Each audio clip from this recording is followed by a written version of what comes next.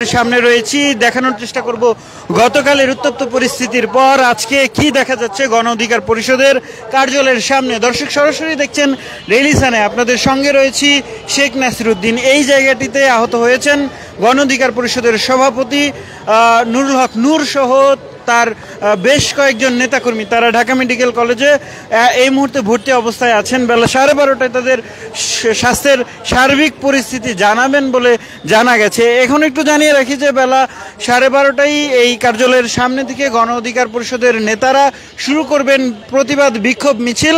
সেই বিক্ষোভ মিছিলে গতকালকে নূরের উপর এবং গণ অধিকার পরিষদের নেতাকর্মীদের উপর হামলার প্রতিবাদ জানিয়ে এই বিক্ষোভ মিছিল করা হবে, এমনটাই জানিয়েছেন গণ অধিকার পরিষদের নেতাকর্মীরা। এই মুহূর্তে যদি বলি যে পুরো জায়গাটিতে আসলে আইন শৃঙ্খলা রক্ষাকারী বাহিনী নেই এবং সেই সাথে কোনো ধরনের নেতাকর্মীদেরকেও আসলে চোখে পড়েনি। সকাল থেকেই বলা চলে যে স্বাভাবিক সময়ের মতোই বিজয়নগর পানির ট্যাঙ্কির যে আল রাজি কমপ্লেক্সের সামনের যে জায়গাটি, সেই জায়গাটিতে কিন্তু রয়েছে।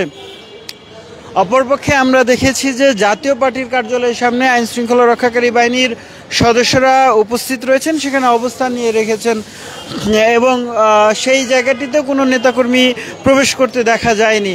একটু জানিয়ে রাখি যে গতকালকের ঘটনা, গতকাল প্রায় রাত 1টারও পর পর্যন্ত কিন্তু এই বিজয়নগর পানির ট্যাঙ্কি এবং কাকরাইল এলাকা থমথমে পরিস্থিতি বিরাজ করে এবং এর আগে বিকেলের দিকে গণ অধিকার পরিষদের নেতাকর্মীরা ফ্যাসিবাদ আখ্যা দিয়ে, ফ্যাসিবাদের দোসর জাতীয় পার্টি এমন আখ্যা দিয়ে তারা তাদের রাজনীতি নিষিদ্ধের দাবি তুলেন এবং সেই দাবিতেই তারা কাকরাইল এবং বিজয়নগর এলাকায় একটি মিছিল বের করেন এবং সেই মিছিল যখন জাতীয় পার্টির কার্যালয়ের সামনের দিকে যায় এবং এক পর্যায়ে তাদের দুই পক্ষের মধ্যেই হাতাহাতি এবং দুই পক্ষের মধ্যেই ধাওয়া পাল্টা দেওয়ার ঘটনা ঘটে।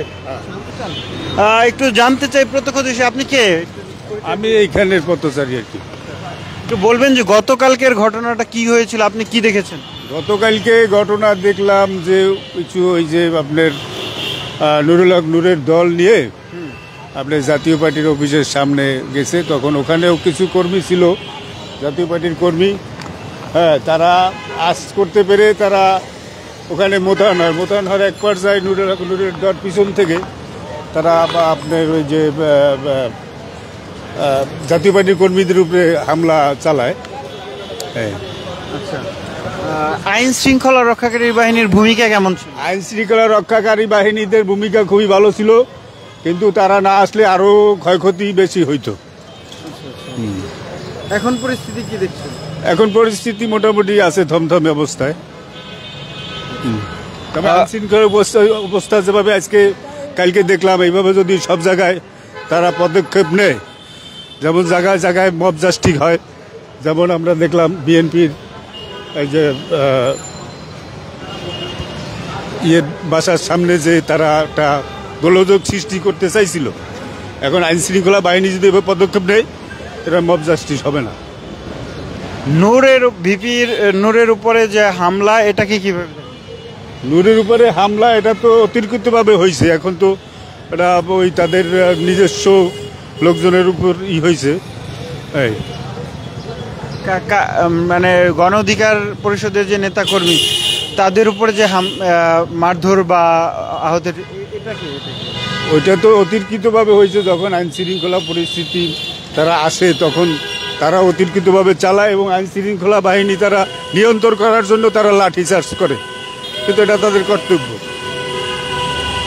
সরাসরি দেখছিলেন বিজয়নগর পানি ট্যাঙ্কির এলাকা থেকে একজন পথচারী এবং প্রত্যক্ষদর্শীর সাথে কথা বলার চেষ্টা করছিলাম। তিনি যেমনটা আসলে জানিয়েছেন যে দুই পক্ষের যে সংঘর্ষ এবং ধাওয়ার ঘটনা ঘটে এবং সেই ঘটনার পরেই এই আইন শৃঙ্খলা তারা যখন তাদের নিজ কার্যালয়ের সামনে অর্থাৎ গণ অধিকার পরিষদের কার্যালয়ের সামনে এসে তাদের সংবাদ সম্মেলনের প্রস্তুতি নিচ্ছিলেন, ঠিক সেই সময় আইন শৃঙ্খলা রক্ষাকারী বাহিনীর সদস্যরা তারা এই গণ অধিকার পরিষদের নেতাকর্মীদের উপরে লাঠিচার্জ করেন, এমনটাই আসলে প্রত্যক্ষদর্শীরা বলছিলেন। এবং সেই সাথে জানিয়ে রাখার চেষ্টা করছিলাম সকাল থেকে দুই জায়গার পরিস্থিতি। এই মুহূর্তে গণ অধিকার পরিষদের সামনে রয়েছে এবং গণ অধিকার পরিষদের কার্যালয়ের নিচে যদি বলি এখনো পর্যন্ত কোনো নেতাকর্মীকে আমরা দেখতে পাইনি, গণ অধিকার পরিষদের নেতাকর্মীদের। তবে তারা বেলা 12:30টায় এই এলাকায় একটি প্রতিবাদে বিক্ষোভ মিছিল করেছেন এবং সেই বিক্ষোভ মিছিলে তারা নূর এবং গণ অধিকার পরিষদের নেতাকর্মীদের উপরে এই যে হামলার শিকার হয়েছেন এমনটাই জানিয়েছেন। হামলার শিকার হওয়ার প্রতিবাদে তারা বিক্ষোভ মিছিল করবেন। দর্শক, এই ছিল গণ অধিকার পরিষদের কার্যালয়ের সামনের সার্বিক পরিস্থিতি। আপনাদের সঙ্গে যুক্ত ছিলাম শেখ নাসিরউদ্দিন।